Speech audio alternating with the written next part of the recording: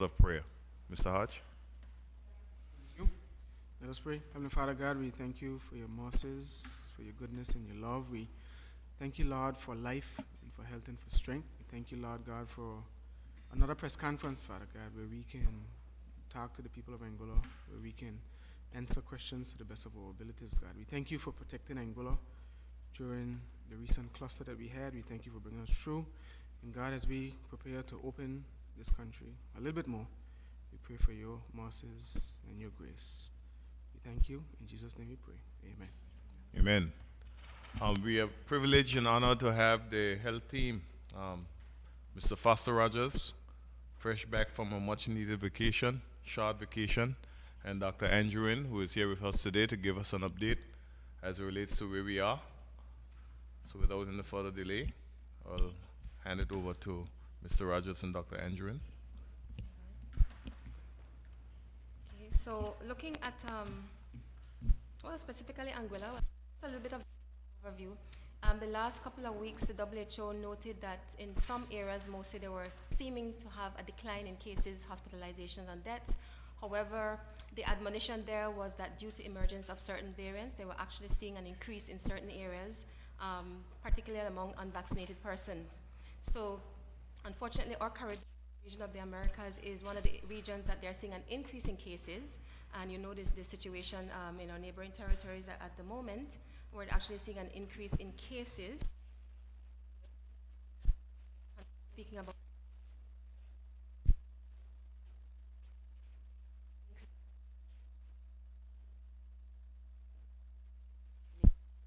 right? Our own Anguilla, we've been fortunate in that we have not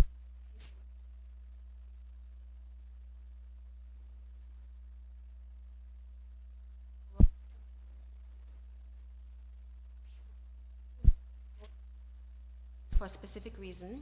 I believe it was June 4th when the CDC reclassified us to the lowest level of risk. And then a week later, just about a couple, Pan-American World Health Organization reclassified us as 0 cases, which is quite remarkable. And then last Thursday, most of you will have noticed that the UK has put us back on the green list of countries UCOTS, right? We, because this is exactly what we said. We kept saying that such measures and such accomplishments could not be done without the participation and the participation and the compliance of the general public. We kept saying that. We thanked you all at the end of the cluster, and now we see tangible results because I believe those reclassifications came in record time. And again, the ministry could not do it without the general public. You are seeing the results. Another thing we are grateful for is because of the way the public reacted, we are now very much on track to meet our milestones, despite that we are really still operating in a current of context and a time of extreme hardship, challenges, and uncertainty. I think Anguilla is doing well, and you can see the last fruits bearing specifically because of the response. We cannot impress upon you enough the importance of this continued response and cooperation because vaccinations have become more and more and more and more important in terms of getting back to normal. So with regards to that, we are now at having had 9,277 persons with their first vaccination and 6,920 having had a second vaccination out of those, right? That puts us in terms of the parameters we're looking at of the eligible population, somewhere between 74% and 85%. Remember we said the range, the lower limit from WHO and the upper limit from PAHO that allowed us this buffer to account for migration and so on, right? So from both for the both levels of the range, upper and lower limit, we're above 70%, which is good, of eligible population, and around 85%, is between 70 and 85%. However, in terms of second dose, this is what we need to complete. The studies out of the UK since the variants have underscored the need to complete the 2 doses, so it's even more important. We knew that back in the day with the alpha variants and the original variant, there was a lot of coverage even with your first dose. We saw that this can be quickly put in jeopardy with a variant such as the Delta variant, right? That's the first discovered in India. And we say this to say that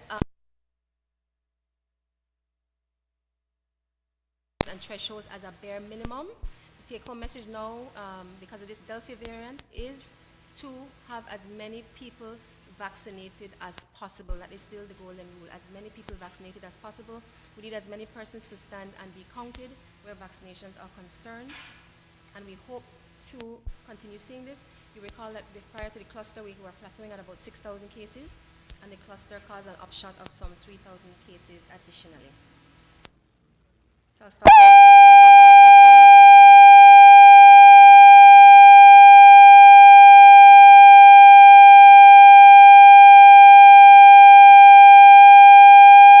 Thank you very much, Chief Medical Officer. Are you hearing me? Thank you very much, Dr. Andrew. I too would like to associate myself with the comments made by the Chief Medical Officer. We certainly could not be at this position without the input and the contributions of the general public, in particular Anguillians and residents who during the cluster performed extremely well, and we were able to limit our movements. We were able to get the testing done. We did almost 2,000 tests in a record time, and to ensure that we were able to clear as many persons as possible and to cast a very wide net. And I think it was phenomenal that about 4 weeks later we were able to begin some opening process about the 29th of, around the 28th of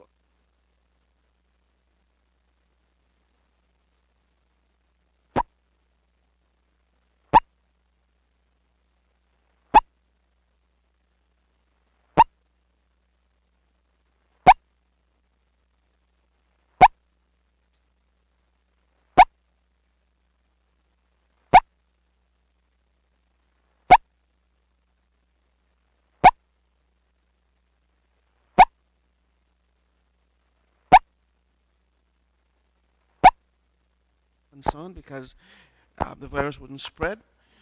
It would meet persons who, by and large, would be fully vaccinated, and then the virus would not spread as easily. So we're hoping that that would obtain in the very near future. Certainly, if that is not the case, then it is possible for a massive cluster to happen again in the future, which would require some aggressive action. But we're hoping that people will step up to the plate once again, as we've had before, and be vaccinated, get your second dose, and then 2 weeks, 3 weeks after that, to be fully vaccinated. We would want to ensure all persons that we're working hard to get to that level. Anguilla is not far behind many of the major countries like Israel and so forth have had high levels of vaccination. We are getting there as well. And I want to thank you for the persons who came to be vaccinated after the cluster. As we often indicate, there are 3 persons we deal with when it comes to vaccinations. There are persons who will want to be vaccinated rather easily because they understand the issues and they want to protect themselves and their community.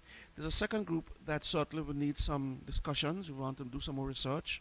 We need a lever. We need some kind of prodding, and we provide that research for these meetings, and those persons come to get vaccinated as they did after the cluster.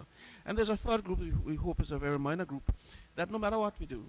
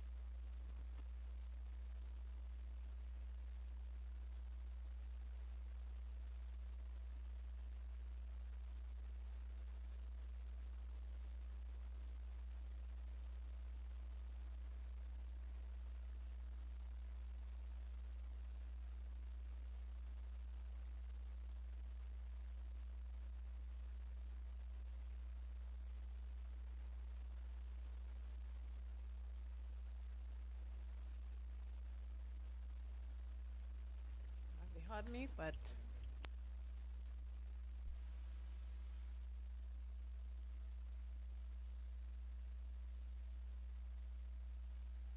take a quick break for 5 minutes and we'll come back once we get our audio issues sorted. Thank you for your patience.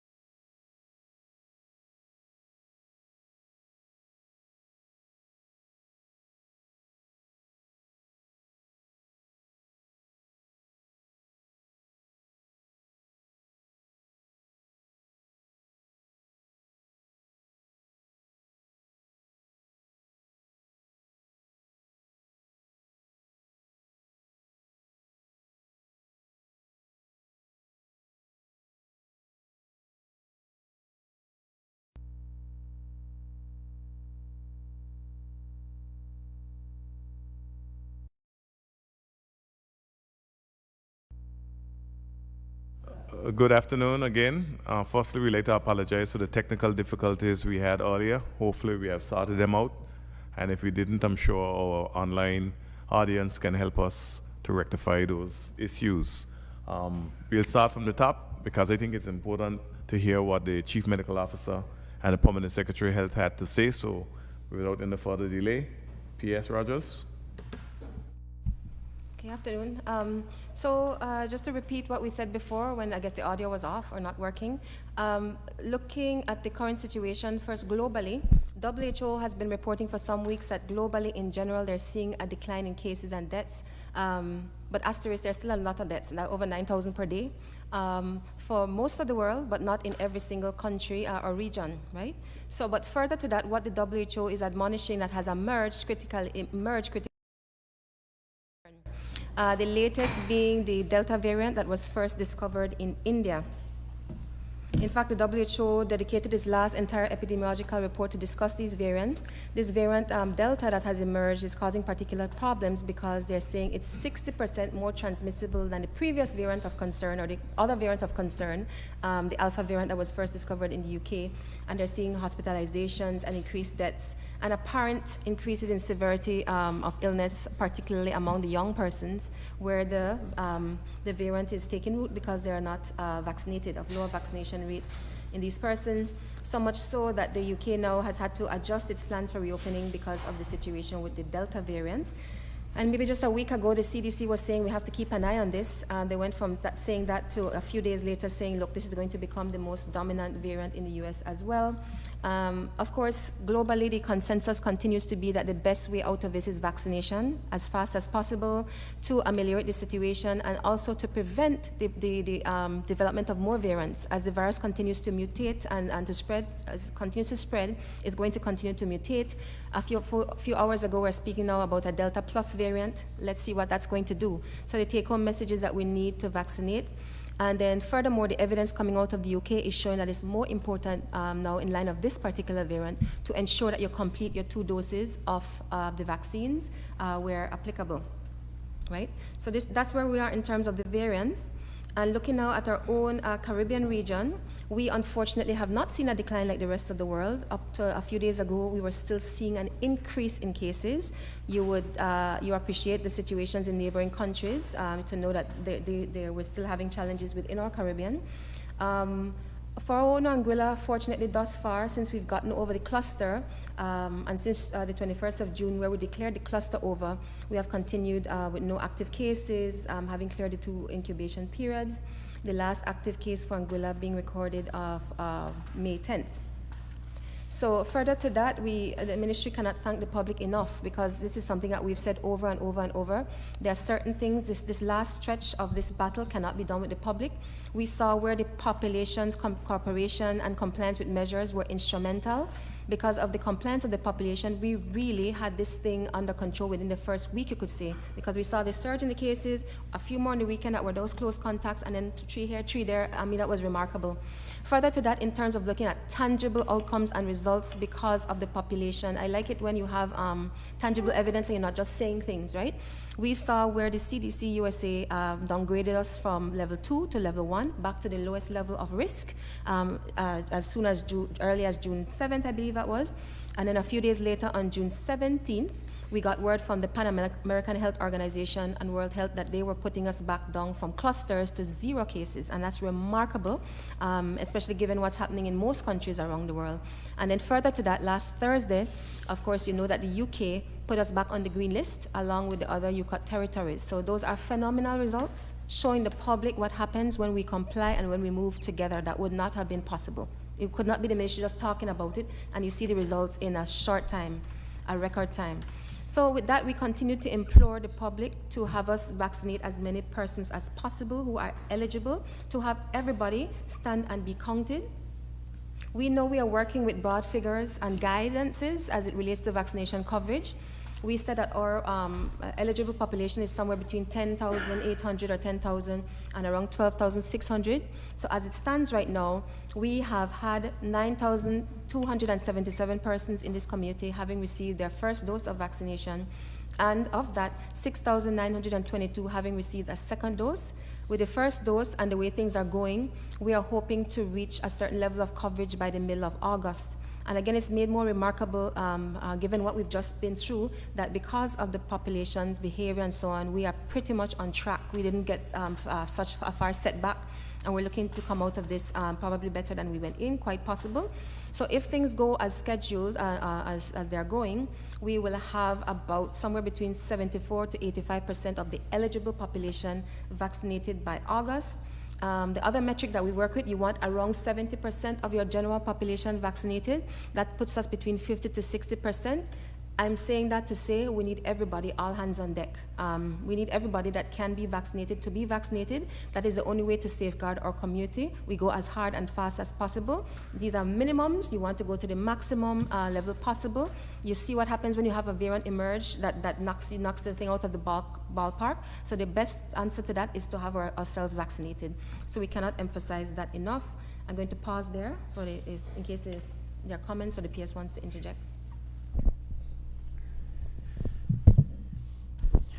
Thank you very much, Chief Medical Officer. I also like to thank the general public of Anguilla for responding and for stepping up and for allowing us to be able to deal with this cluster that we had that we first identified on the 21st of April. It was basically Fast and Furious, just to plug in that new movie that's been out for this past week. But certainly we did have a very trying time those first couple of weeks and the first couple of days. And I think if we didn't get a grip on it that first week, I think it would have been a different story now. I think the first 7 days really was a time when we did what we had to do as a country, as a people, to be able to respond in a way that was necessary. I think we could have passed all the regulations that we could have. We could have implored people as much as we could, but if the community didn't respond to those regulations, if people in Angola did not stay at home when they had to, if persons didn't limit movement, if persons weren't careful and if person didn't turn up for testing and contact tracing and so forth, we could not do what we did in about a month. In about 4 weeks, we had it under control. We were able to begin to relax certain measures of our public movement. We were able to just begin to get back to life as usual. Where we're not there yet, but we certainly are long the way compared to April 21st. So I would like to, echo the sentiments of the Chief Medical Officer. Thank the people of Angola so much, the residents of Angola so much for responding in such a, in such a way that we had no choice but to clear this virus in a very short period of time. Now we have to remain cognizant of it could happen again. We have to remain cognizant that we are ensuring that persons come into Angola and tested, and we can get isolated if we identify the case early, or if indeed people need to get vaccinated, we can get people vaccinated as much as possible. As the Chief Medical Officer has mentioned, the success of us opening and getting back to normal as much as possible is vaccination. I mean, we can't say this. We can't say this any more than we have before. I'm not going to say much more about that because we have been speaking about vaccination since January, and I think persons now recognize the need for it. And as I mentioned, I often mention there are 3 groups of persons that we have to deal with in Angola. And in fact, in any country with regard to vaccinations, the first group of persons who will get vaccinated rather easily because they believe in vaccination and they would do the necessary research. The second group will need a little prodding, will need to get some more information on it, and certain persons will need more information as to how it was developed, why it was developed so quickly, and these type of information we've been given the last few years.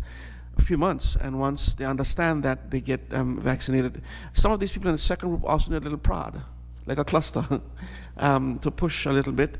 They've been waiting for a little longer, but they get it. And there's a third group of persons who can get it or who won't get it for different reasons.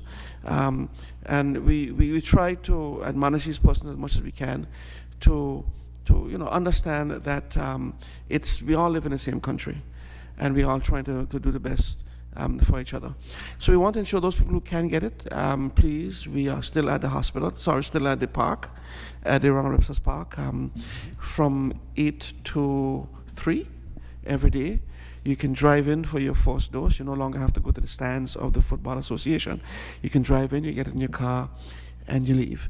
So we're hoping that by the end of this month, we will have our numbers up. Our current allotment expires on the end of this month, and we will go as far as possible giving those first doses to the end of the month, as much as possibly can. What we do recognize is that those persons who want to get it can get it at the hospital. Sorry, at the park, at the Round Webster Park, as much as we need them there. So you can drive yourself down to Round Webster's Park and you can get your first dose. And those persons who've gotten their first dose by the end of this month, we will normally organize to get a second dose as quickly as possible or when the time is right. Thank you very much. Thank you very much, PS. It's important to note that the swift action in which the government of Anguilla and the health team took really averted a disaster. If you look at some of our neighboring islands, you'll see what the situation is in those countries, and that is all due to the delay. And sometimes it's very difficult to make those decisions because you have to balance the economic prospects as well as the health concerns. So it's a difficult, delicate balancing act, but I think we have gotten it right, thanks to the citizens as well of Anguilla. So it is not far-fetched. It is not far-fetched that it won't happen again. But if you have any questions, Brown Sugar. Yes, please. Okay. I have a question for the medical people. July the 1st is coming up this week, and we know that fully vaccinated tourists can come in and do whatever they like. What is the situation for residents of Anguilla? What is their position, whether they're vaccinated, not vaccinated? What can they do and can't they do? Similarly, fully vaccinated residents will be under the same protocol in that they will have the pre-arrival test and on-arrival test. If those are both negative, then they don't have to quarantine. So this is pretty much what we're doing right now, because we had reduced prior to that the quarantine period for fully vaccinated persons to 7 days, and that has been applied to both residents and visitors to the country, the island. I think you misunderstood me. I mean, the likes of us, what are we going to be able to do after July the 1st? Will we still have to wear masks, social distancing, group activities, etc.? Yeah, well, I think one of the things we've always indicated is that all of our measures are dependent on the situation in the country and our levels of vaccination. I just want to correct you on one thing. Persons coming in vaccinated cannot do as they like. That's an incorrect statement. They still have to be tested as they arrive, and yes, they'll have to be tested upon arrival, and I'll tell you why.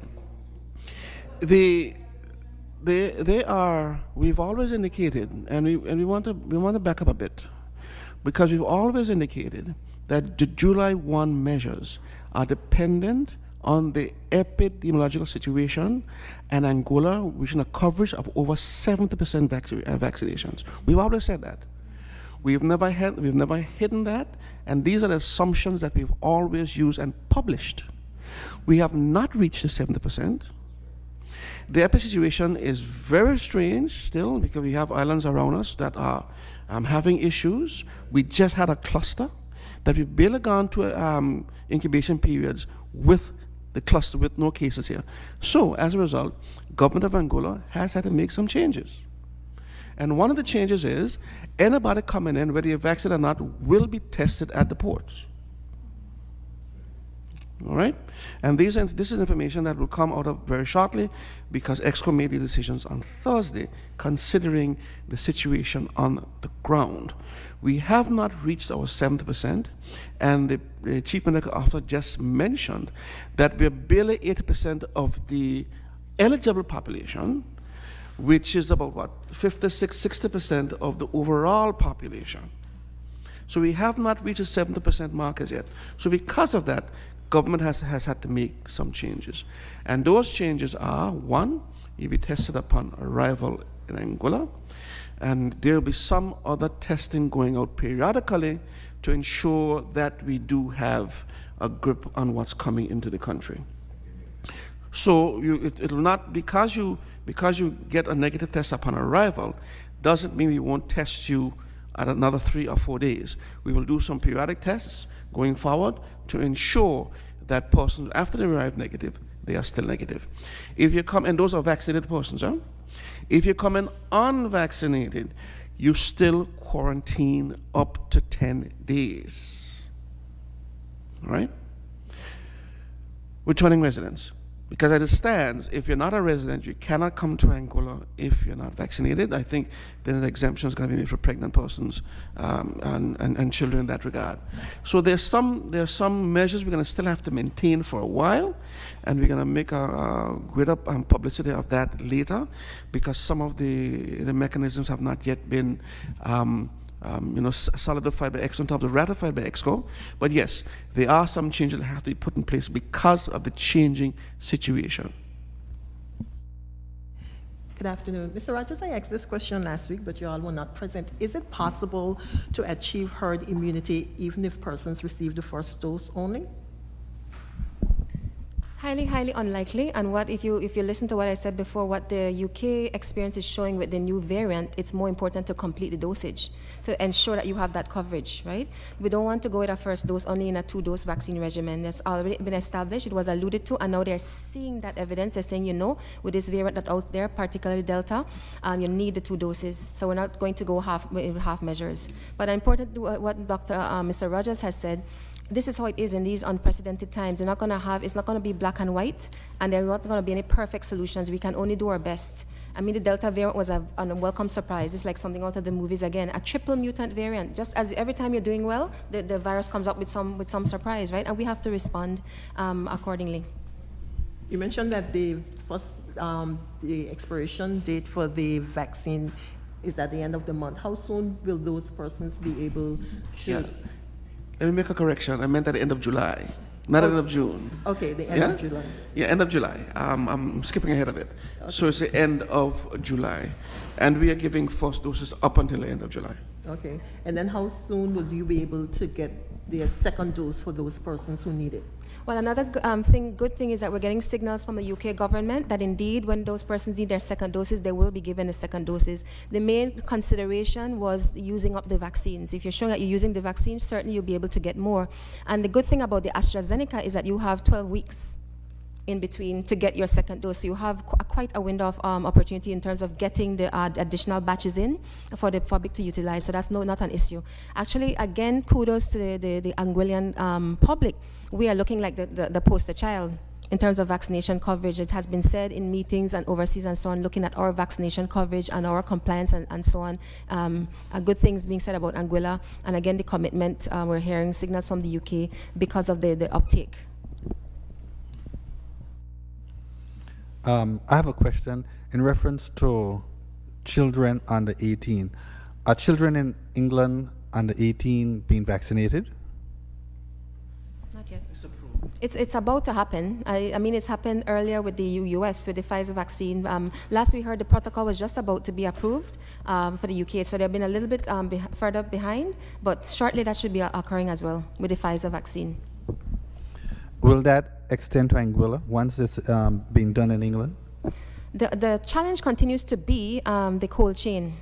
There are still discussions around how we can get over that hurdle. So it's not a dead issue, but like as we've indicated for weeks, if you cannot show that you can manage the vaccine and there's not going to be wastage or improper usage, the companies they will not give it to you. It becomes unethical. So that's something we're still struggling with. We're hoping that will change in the next few months in some way.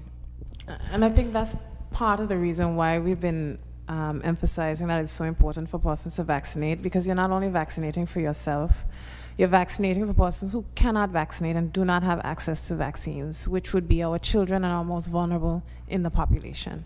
But we also know too that most of the parents who vaccinate, they have children and they themselves would want their children to be vaccinated. So I think that should be a guide going forward in reference to the quantity in terms of persons we would have in terms of getting vaccinated True, and then Minister raised an extremely important point that's very important for our setting. We speak in terms of two metrics, general population and your eligible population. Because we are unable in the immediate to vaccinate younger kids, we need everybody to come forward. We need the biggest bulk. There are countries like the US that will have a bigger chunk of their population as eligible because they have the other vaccines, the mRNA vaccines, which require that cold storage. So they're at a little advantage for the next few months in that regard. Eventually, I expect that that will be the same in our jurisdictions, but it's going to take a little longer. That means that everybody who can get vaccinated in Anguilla needs to get vaccinated for the reasons the minister elaborated. Very practical reasons. We have fewer eligibles in terms of the proportion of the population. That means we want that to be closer to 100% of the eligible population. That's the truth. And just I know the PS will add to that, but I know from personal experience, some parents in Anguilla who are planning on sending their children to the US to be vaccinated. And that just goes to how seriously they see the risk that is posed to their children, especially with these new variants being able to circulate in unvaccinated populations mainly, and with children being the largest portion of unvaccinated persons in Anguilla now, that is a risk that being unvaccinated kind of plays into the picture. Talking of the school children reminds me, at last week's press conference, Minister Kenneth Hodge said that a lot of parents had been saying, how could they send their defenseless children to school when the teachers weren't vaccinated? So my question is, what has the government done about those concerns? Well, the government has been encouraging teachers and all public servants to vaccinate because we are aware of the issues that it poses when it comes to health and safety.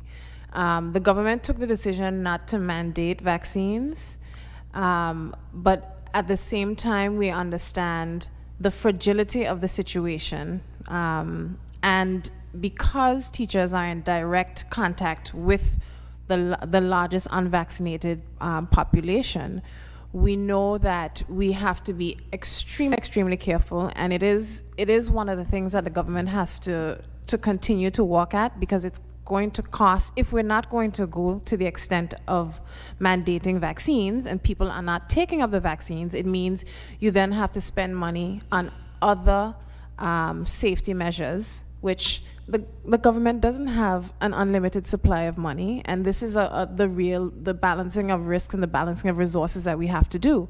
We don't have an unlimited supply. We don't get to print money in Anguilla, but these things, these choices, these risks, they all cost. They all cost. And the PS and the CMO can tell you very bluntly the cost that this has had to the people of Anguilla, because we are all paying for our COVID-19 response. And so it comes down to, what do we think is most important at the end of the day?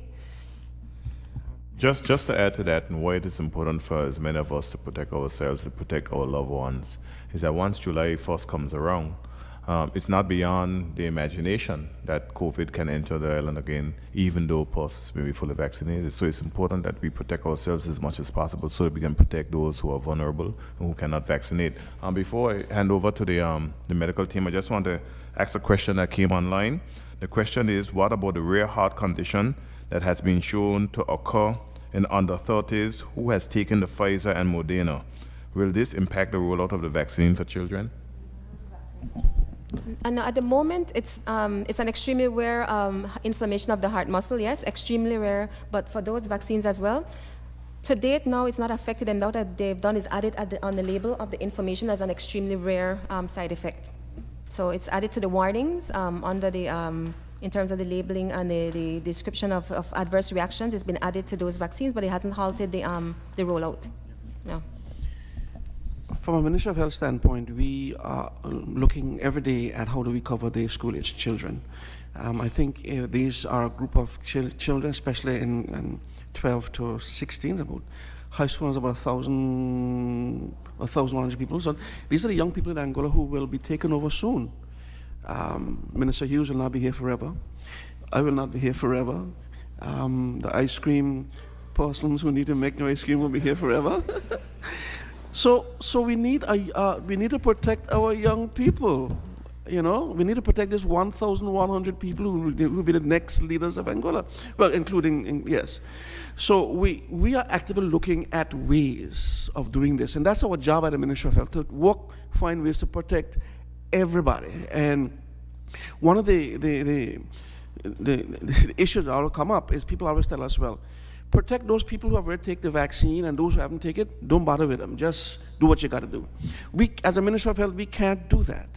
It would be big malpractice if we do that. We have to practice a way of protecting the entire community, no matter your beliefs, no matter where you come from, no matter what you do. So we are looking at ways to protect the children, and we are actively looking at the cold chain issues. Those countries like St. Martin and Cayman Islands and Bermuda, who do have the Pfizer and Moderna, they have direct flights from the UK and from Holland that they can get the stuff done in one shot, straight into the -80 and -30 freezers, and it's there for use. We don't have that opportunity. They have to come through either Antigua, Puerto Rico, or St. Martin before it gets here. So we have to find ways of ensuring the cold chain is maintained. But we are looking into that as a way of protecting our young children. I think the Pfizer studies were being done to children, I think, as low as age 6. But those studies were halted, of course, as you know. We could have been much further along the way than that now, but we'll see. We'll see how that goes. There's a question on the internet about going to the St. Martin on a daily basis for day trips and come back. We're not there yet. We want to do that, of course. Nobody likes Kentucky better than some of us. And some of us have to go for medical reasons as well. There are many reasons why people go to St. Martin on a daily basis just to come back. I had to go over there to do an MRI last week, but of course when I came back I had to quarantine. So we're not there for daily trips yet because our number's still not up as yet, even for vaccinated persons. Well, hopefully by the end of July, we'll have a better measure of how many people have been fully vaccinated, and by then we can make some more decisions about going to St. Martin on a daily basis and come back. But we are working on that. We are working on going to St. Martin on a daily basis and come back, and we're hoping we can get that done in the near future. But we're not there yet because of the coverage level we need to get up here in Angola. I don't want us to underestimate that. The only way for us to stop the spread of the virus if it comes in is through coverage, right? And we want to ensure that that happens in the very near future so we can allow people to go to St. Martin and come back on a daily basis. I just wanted to piggyback on Brenda's question about vaccination and for teachers. I'm wondering, are you also tracking the numbers for certain professions, especially the teaching profession as well? I know Belize government has been appealing to teachers to get vaccinated. What happens if you're not seeing the numbers that you want?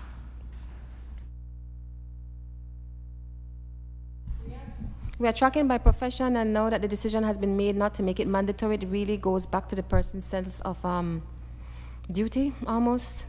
The thing is, in this day and age, at this juncture of the pandemic, we are actually seeing tangible results. As I mentioned before, when the mics weren't working, the U.S. is actually starting to see a dichotomy, right? Virtually all their hospitalizations and deaths are among persons who are unvaccinated. So you're seeing real life proof of the difference vaccination can make. So you're seeing two populations in the U.S., the unvaccinated population and what the virus is doing there, and the vaccinated populations, right? Similarly in the UK, what was being driven in terms of the hospitalizations and death that led to a pause was because the virus was thriving among the unvaccinated. So we're hoping that people will just be called to action and to see. I mean, the irony that strikes me that people had an issue with the term, the concept of mandatory. The irony was that the virus is the enemy. The virus has robbed us of choices for the last 2 years, and there is liberation through vaccination because that is the way now to get back to normal. So people really have to rationalize and come to that objective decision on their own, and there's not much we can do. The good thing is that the majority seems to be like-minded because we have a good bunch of persons who have come to the way of thinking and have come forward and have gotten vaccinated, and we're just hoping within time we get more and more persons on that same road. I wanted to address another matter that Minister Rogers mentioned earlier. This is impacting us negatively finance-wise. The Minister of Finance indicated that when we shut down between April and May, it impacted the Treasury significantly. we could see the dip in the figures. And because of that, we have not met certain financial projections.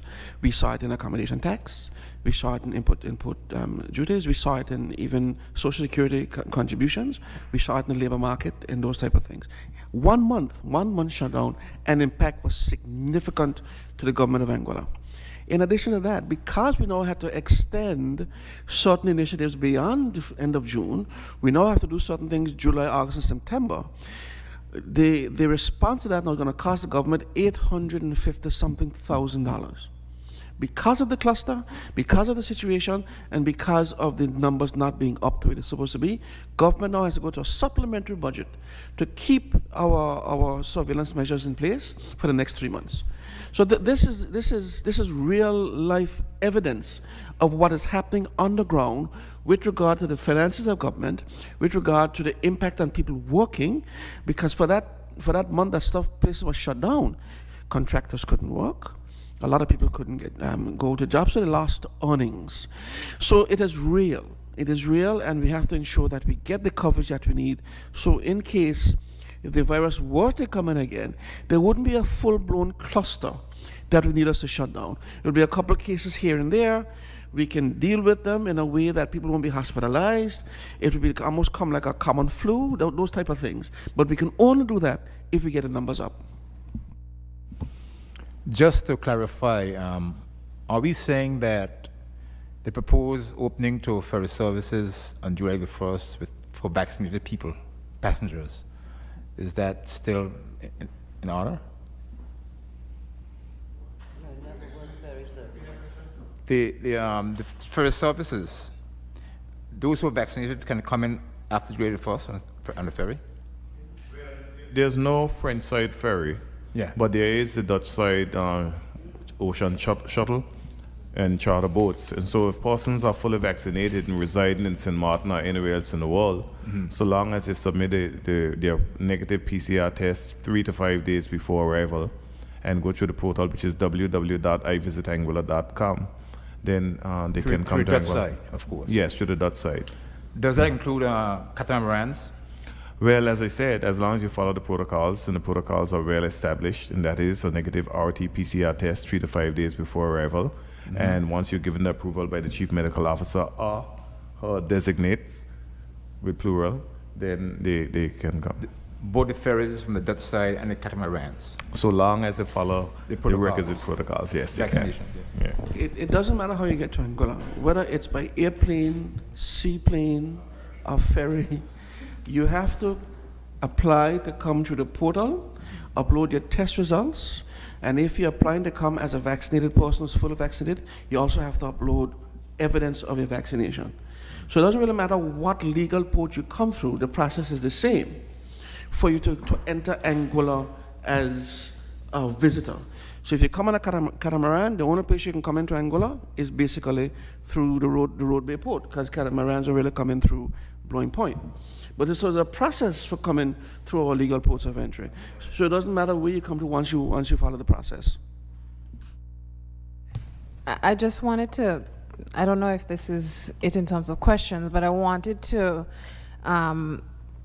reiterate for persons who are organizing events for the carnival season that the Ministry of Health must approve the protocols for your event in order for it to be able to be sanctioned.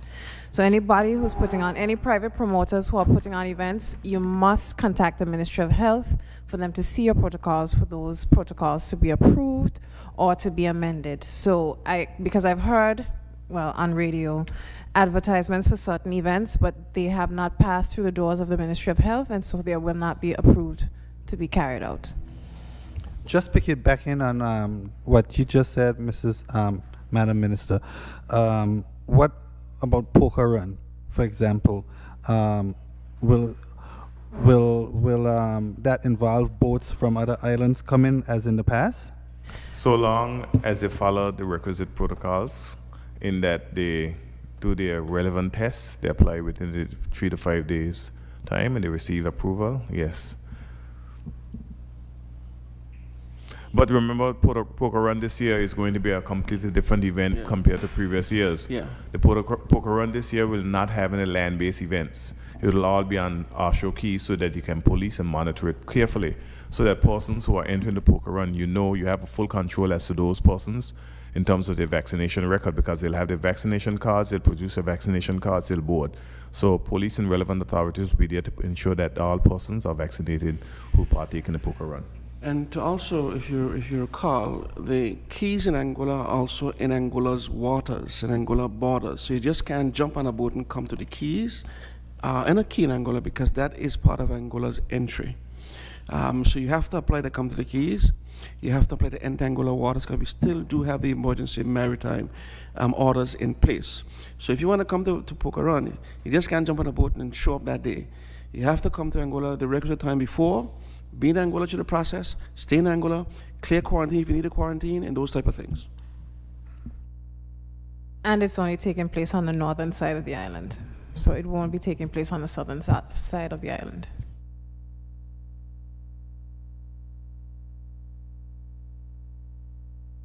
Questions?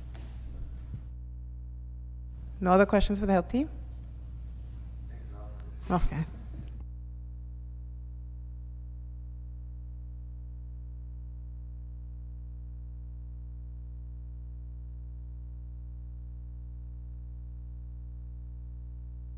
For the health team, thank you very much. So now that the health team is leaving us, well, I'll ask the Honorable Minister of Economic Development, Mr. Kyle Hart, to give us an update. I think he has a public consultation coming up soon as well.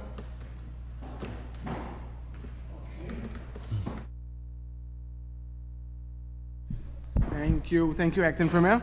I have just 3 updates from my ministry. I'll start with agriculture, and as it pertains to the people's market, we break the news, I think last week or the week before, that the Valley Main Road will be resurfaced, and along that main road is the people's market. So we are hoping that we can find the funds. I think the minister would be allocating some funds our way so that we can have that building completed with the completion of the Valley Main Road. There's a certain group, a Caribbean group, that is going to donate their free labor to the building and constructing of the people's market. We have estimates from Maiku for putting on a flat concrete roof and to redo the market in a better way that suits both farmers and fisher folk. The Agriculture Department, moving on, the Agriculture Department met with supermarkets throughout Anguilla to bridge the gap with local produce versus imported produce. So at the department, they are focused heavily on the extension services, educating farmers and going out in the field and doing the necessary forecasting that is necessary to predict when crops will be available. So they have 3 extension officers that they will deploy 3 days every week to go out in the field and to meet with farmers and to pretty much bridge the communication gap as well between farmers and the market. There's a marketing officer now at the Agriculture Department, Ms. Trim. She's doing a tremendous job, and she will be the one to continue to lead in this way. So I want to give kudos to the department for all the hard work that they're doing, for reaching out to the supermarket sector, and we will also follow up and reach out to the hospitality sector so that we can bridge that gap as well as it relates to the imports of their produce. So that's it for agriculture.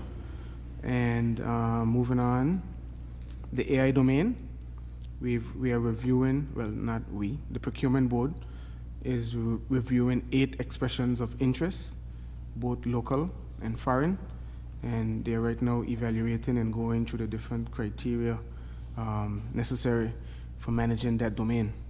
So from the 8, it will be narrowed down, and then the final winner will be decided.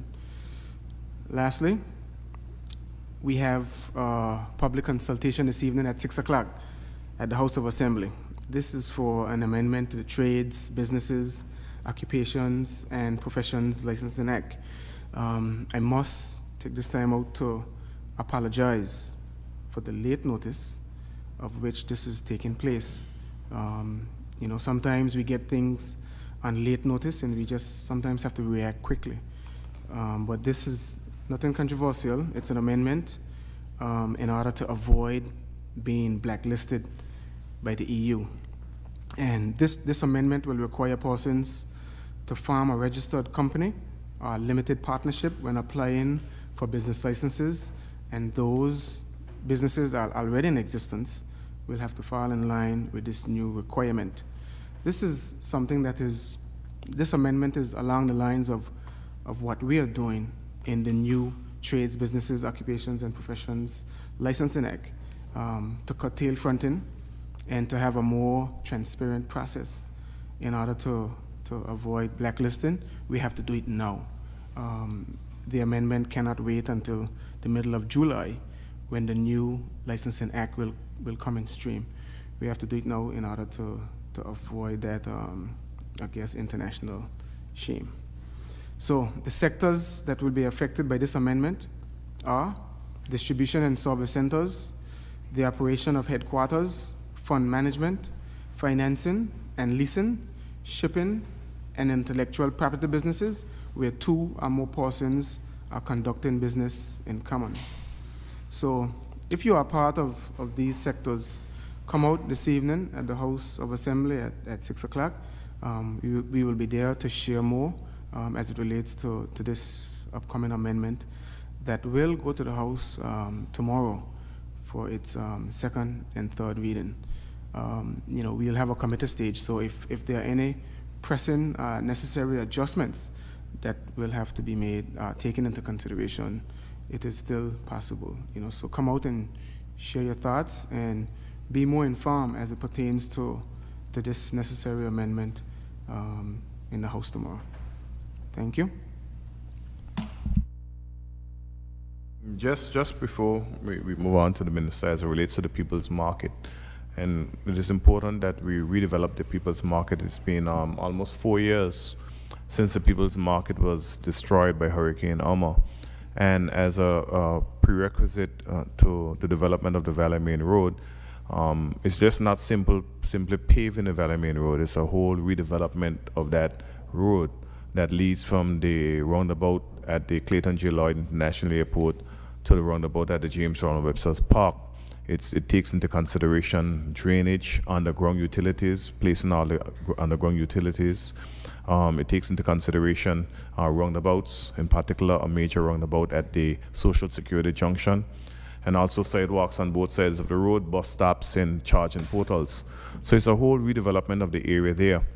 And unfortunately, government will have to remove the large tamarind tree that sits across the street from the Pro Cathedral at the Anglican Church. That tamarind tree has been there for hundreds of years, and there's no way around it. I begged, I plead, I prodded, and I hoped that we could somehow, some way preserve that tree, but there was no way, either the road or the tree. And so we know that that tree is used for also shelter for persons who are selling their fish and vegetables and tickets and so forth there. So it is important that we redevelop the market to ensure that people can utilize the space there to conduct the business that they have conducted under the tamarind tree. So if there's any questions before we can move on, we can, Mr. Pickering, KCN. Yes, you're talking about the market, but since I'm living on the island here, I saw the market was destroyed by Lewis, and then it was restructured again, but still we had vendors utilizing other areas instead of the market. So now after this intervention would be there, would we still be having vendors all over the place? Well, that's a good question. There seems to be a lot of interest now in the people's market since it has been destroyed, which is very strange. Like you said, when it was functional, it was not utilized. But I believe we have come of age, and those vendors across Anguilla and the different street corners, they now see the need, are the reasons for having a central area where everybody can come together and sell their produce or their fish. So we are actually getting calls from the various farmers and fisher folk about getting the people's market back up and running. So while we have that interest out there, I think it's necessary for us to rush this through and get it done urgently. I just wanted to know, how soon will this start? This People's Market, the construction. I don't have a timeline on it, but I'm gonna just say by the end of the year, just to be safe. But as I get more information, I'll continue to update you and the public. Yeah, that's a reasonable timeline, given the fact that the road is not going to be completed by sometime in March of 2022, but we hope to commence works on that road in July of this year, which is the next few weeks. Next couple of weeks. Minister Candice Rogers. Thank you for being so patient, everyone. I won't be too long. So we are wrapping up now. We wrapped up the Men's Week that we had last week. We had our honorees go on a men's tour. They've been to the schools on their Boys to Men tour, to Zenada Haven, and they've been giving a couple insights into the struggles faced by men, both in terms of their mental health and their physical health, on Facebook at the Barbershop Chats and Cocktails podcast. So I really want to say thank you to the DYC. I want to thank the Acting Gender Affairs Coordinator, Kevin Lloyd Murphy, for all that she's done during Men's Week to bring awareness to men's issues. And we look forward to having a good launch next year, a bigger launch next year, as we see that there is quite a lot of interest in men's issues in Anguilla. We also are going into graduation week, so a number of schools will be graduating, and I want to extend congratulations to all of the graduates across the school system as they make their way towards the Albina Lake Hodge Comprehensive School. It's our hope that they feel confident in going to the school. It's funny because I was at the Aurelia Kelly Primary School graduation today, and as I was walking out, one of the students, she was crying, and I reached down to her and I asked her, why is she crying? She said she doesn't want to leave. So it's our hope that in the future that the students are more confident in their transition over to the Albina Lake Hodge Comprehensive School, and it can be a system that they look forward to joining. As we go into September 2021, there will be a number of changes forthcoming in the education system. We are currently doing our curriculum review, and we're about to establish and launch our curriculum task force, which will look at unloading our curriculum so that we focus on the learning of our students instead of just pushing the syllabus down our students' throats. We also will be reintroducing the teacher appraisal system.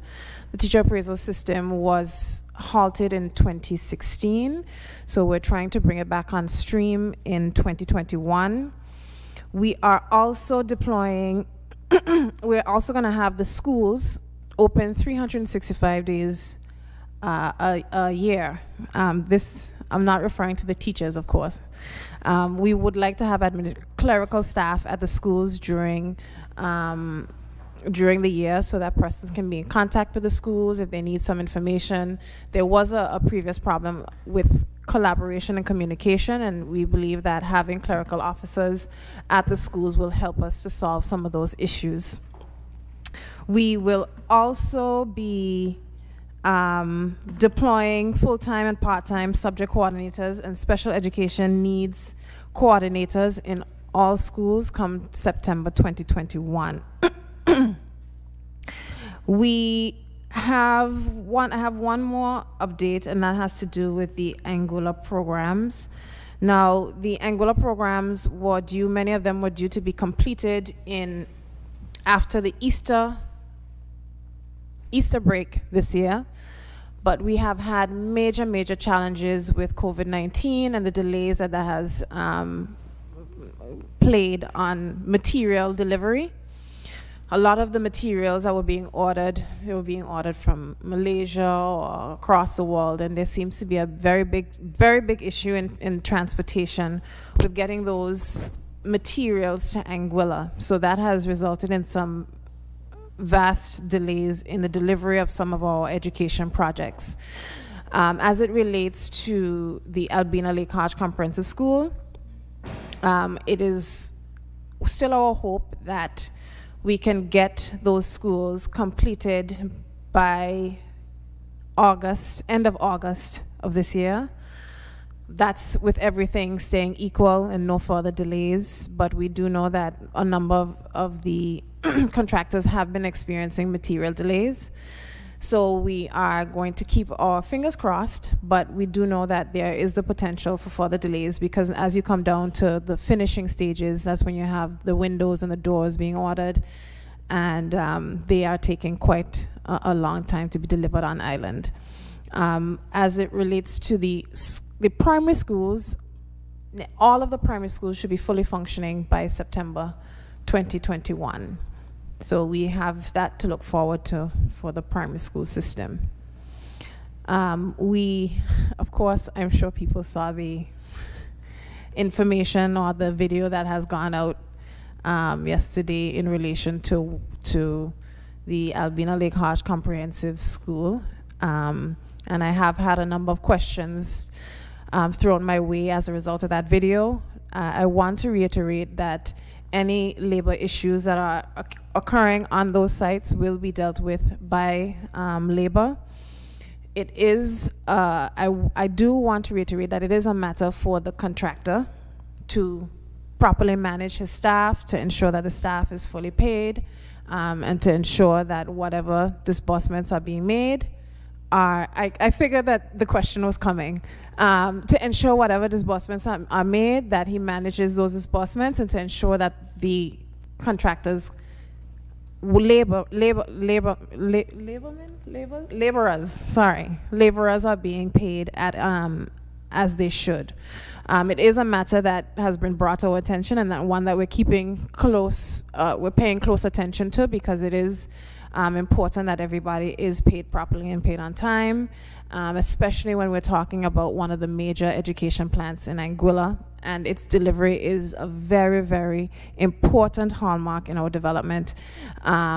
So I do want to say that it is, we have been monitoring the situation, and it actually was raised with, the case file has already been opened, so we are actively managing that situation.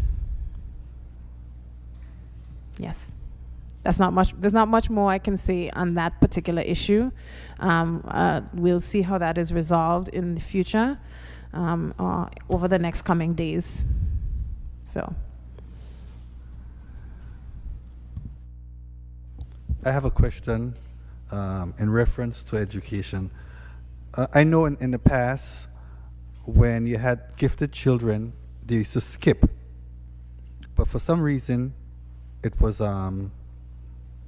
cut out of the school system. Going forward, we know that there are lots of gifted children in the schools these days, also because of the advent of computer and smartphones. Is the ministry and the department looking into ways and means of assisting some of these gifted children? Before the minister speak, I would just like to acknowledge Apney in New York, Carlson Connor Lloyd, who is working right now on providing laptops. I believe right now they're up to 20. I'll give an update. So two things. Thanks to the minister for bringing it up. So as it relates to gifted children, one of the things that we're looking at right now in education as well is how do we appropriately balance the interests of all children at whatever stages they are in the school system. So we'll have some children in the school system who learn at a different pace to the average student, and then we'll have ones who learn faster than the average student. And what's important for us is to be able to keep a balance to ensure that we are engaging the student who's learning faster and that we're still bringing the student who's learning slower up to standard. So we're trying to create a equal feel for all students. As it relates to APNI, we have been working, the Ministry of Education has been working really closely with APNI, and they have been doing a tremendous job. Last year, APNI and the Ministry of Education met and they agreed to assist us with our computer drive. So what was agreed was that the Anguilla Progressive Association of New York would raise funds. They would raise $35,000 for the purchase of laptops across the school system. And we then got the Schultz Foundation for Aurora, the Aurora Resort, to match whatever APNI raised. So if APNI raises, the goal is $35,000. If APNI raises $35,000, the Schultz Foundation has assured us that they will match the $35,000. So we'll have $70,000 for the purchase of laptops across the school system. And we are getting closer and closer to that target. The last update I had was around $29,000, so we're very, very close. $29,000, $30,000, so we're very close. And it is a great drive as we try to increase our use of technological devices in school, not simply to push content through the technological devices, but for them to be used to engage learners, for them to be used as a differentiated learning technique. So I have to, again, thank you for the minister to reminding me. I do have to give a lot of thanks to APNI for all the work that they're doing, because that will be a great number of laptops in the hands of our students.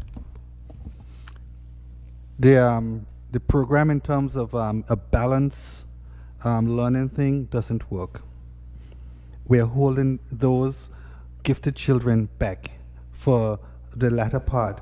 And if we want our nation to move forward, we must have a program in place for those gifted ones and let them fly. Give them their wings, let them fly. I agree. I agree that I wouldn't say that it doesn't work. What I would say is when you have, I think it is something that we have to address as a society as well. We have this methodology of thinking that the bright people should be here by themselves, the average people should be here by themselves, which is what we do in our banding system. That is our banding system right now. We have those at a certain level in band 1, and then we tail down to band 3, band 2, band 3, and band 4. But what we don't realize that we're doing is that has a psychological impact on children. When we're saying to them, okay, well, the banding system in and of itself has a negative connotation to most children in that system. And whenever I engage with people, it's just something that I feel very strongly about. I continually encourage them not to group and separate children on the basis of ability, because at the end of the day, when we are operating in a wider society, we have to operate with people of different abilities. We don't get to go into a meeting room and then see somebody who is smarter than us, or see somebody who's catching up or doing things slower than us and say, I don't want to work with that person or that person. I have to work with everybody at the table. So essentially, what we're really trying to get to is making sure that our differentiation techniques, so the way that we teach students at different abilities matches their abilities and keeps them pushing, keeps challenging them. So even the ones who are extremely gifted, you keep challenging them and pushing them. The ones who are at an average level, we keep challenging them and pushing them further. Each level that they're at, we keep challenging them. It doesn't mean that our system is working perfectly, and it does mean that we have things to work on. But I personally hold very strongly to the view that we should not be separating our children out like that. That's my personal opinion, and it's something I hold very strongly to. All children aren't academically inclined. Some are technically inclined, and we run it. I've been having this challenge and making this argument for the past 3 years, and for me it's personal. We can have this conversation offline if you'd like to. Yeah? Honorable Minister, why not look at what Finland, Singapore, and Germany is doing? I think we need to study those. Yes, Those- that's part of, so as I said earlier, we are establishing our curriculum task force, which is going to be looking at the content that we are requiring our students to learn and whether that prepares them for the world of work and being global citizens. But extended beyond that, the plan is to establish 2 further task forces that look at leadership and accountability in education, and then another one that looks at teacher quality in education, so that we can have a holistic drive towards a better education system. And that is based on the Singaporean and the New Zealand models, because we're trying to, my goal, my deep-seated goal, I don't know if I'll be able to holistically get it in 5 years, but my deep-seated goal is to be able to provide private school level education to our public schools, because Anguilla is too small. We're a very small society. 1 child left behind is too much. And so in my view, it's important for us to look at the holistic picture, see how we can better serve our students, see how we can bring our teachers and our parents along with us, because one of the biggest things that I always say is that education is not a singular effort. It's an effort of everybody in the community. And when we have people checking out of education and saying, well, that's not for me, that's not my business, then our entire country is at risk. So it is something that we're looking at very deeply right now in education. So thank you. You don't have to look at a 5-year goal. All you need to do is to set the pathway that others can. That is true. And I think that that is what you should focus on. Yeah. Setting the pathway that That's others true. can work in. But I would like to ask this question. Do we have a school feeding program here in Anguilla? It's not a formal school feeding program. Some of the schools have cafeterias, and there is what I'll say is the Ministry of Social Development, which is also part of the ministry, and the Department of Social Development, they do a feeding program as well with the schools. And the schools also had a feeding program, but that was prior to the pandemic. It was very challenging with the pandemic, dealing with going out to persons' homes in terms of feeding them. But the hope is that we'll have cafeterias at every school so that students can get healthy, balanced meals when they come to school. Okay, thank you. Thank you very much. Felicia? I just came in the latter part of the conversation, and you said you want to ensure that you are able to deliver private school education to the public schools. And I know one of the things persons like about the private school is the numbers are small for children. I'm not sure if that will be possible for the public, because the teaching profession is very challenging in terms of having the ability or having the numbers for the teachers in order to deliver optimal service to our young people. Mm-hmm. That's a very good observation, and a true observation. And one of the issues that faces us in education is that you have to provide education for so many students. Mm-hmm. There were mechanisms to be able to control the amount of students per classroom, but I think for years parents have kind of decided to move away from that. The zoning system, for instance. The zoning system was put in place to ensure that parents send their children to school where they live, so that we do not overburden schools like Valley Primary School and Adrian T. Hazel Primary School, where you have mammoth classroom sizes because parents are moving their children to those schools. And I understand that there are a number of concerns and there are a number of reasons why parents would move their children to schools, like say in the Valley, if they walk in the Valley. But it does have an impact on the delivery of education and the class sizes that you talked about. That'd be something you find in the private schools. And so we're trying again this year to encourage parents, please send your child to the school in your zone. There is an impact to sending your child to the school that's not in your zone, not only for your own child, but for other students in the system. But it goes beyond, of course, just the zoning issues. It goes to how are we actually teaching and engaging our students in learning material now. We have gone way past the time of chalk and talk. And if you look at a number of private schools, they're moving away from using chalk and talk as the main method of teaching. So it also comes down to when we go through our task force about teaching quality and new methods of delivery, those are all the things that we have to really look on to make sure that our teachers have the tools, that they feel confident in using those tools, because using technology in the classroom isn't just a matter of having a laptop. A lot of people are saying, oh, I want a laptop, I need a laptop for my child, but the laptop isn't going to cause your child to learn. We talk about how tech savvy our children are. Our children know how to use phones very well, which is true, but knowing how to use a phone and knowing how to engage on a phone on social media is very different to knowing how to use technology, laptops, for learning outcomes, to engage with it for learning outcomes. So those are the things that we're looking at, going deeper, trying to ensure that our teachers are also savvy with technology, because we also have teachers of different ages, and they're engaging with laptops and technology, and sometimes we have to, make sure that they are trained and that they are confident, because they have to then relay that material to students.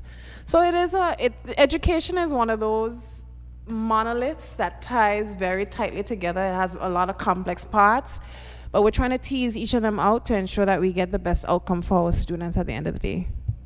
During the House Assembly, for the amendment to the Education Act, you made mention about strengthening the school system, and I was wondering if when you talk about strengthening the school system, I was thinking more or less about students. You mentioned earlier too about banding and how it has a psychological impact on our children. But there are children who, are in particular grades who do CXC and CCLC. And I'm wondering about the job opportunities for those students who are doing the CCLC. I know for government, it's a requirement to have general proficiency of English or math. But I'm wondering, is it possible I'm not sure about the requirements now, but I'm wondering if it's possible for a student who probably may have done CCLC, if they will be able to get a job within government on a CCLC education.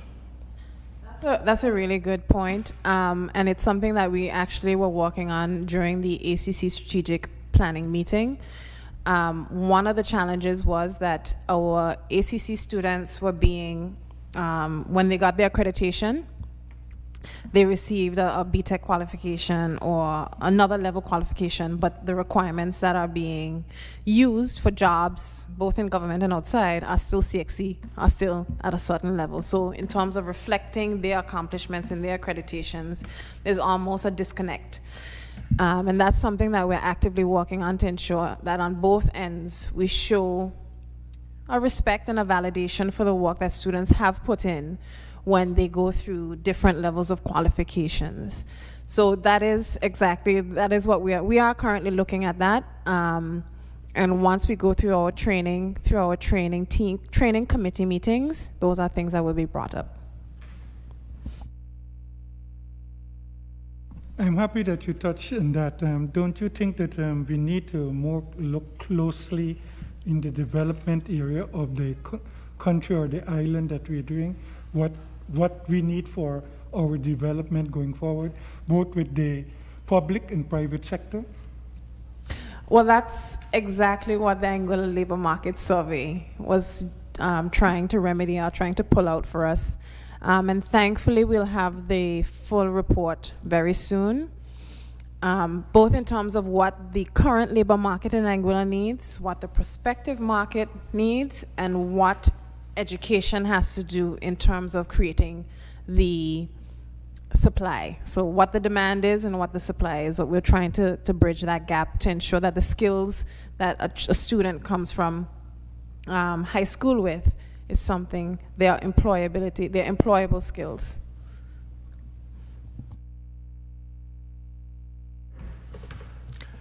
So I hope that you have asked all the questions that you would like to ask.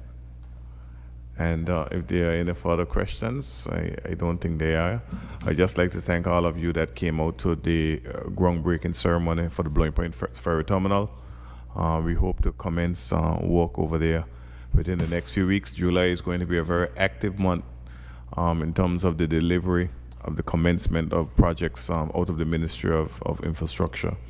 So we just like to thank you for your patience and your support as we move forward, and hopefully we'll see you again next week here at the same time, same place at 2 p.m. for another weekly press conference conducted by the government of Anguilla. So thank you again, and God bless.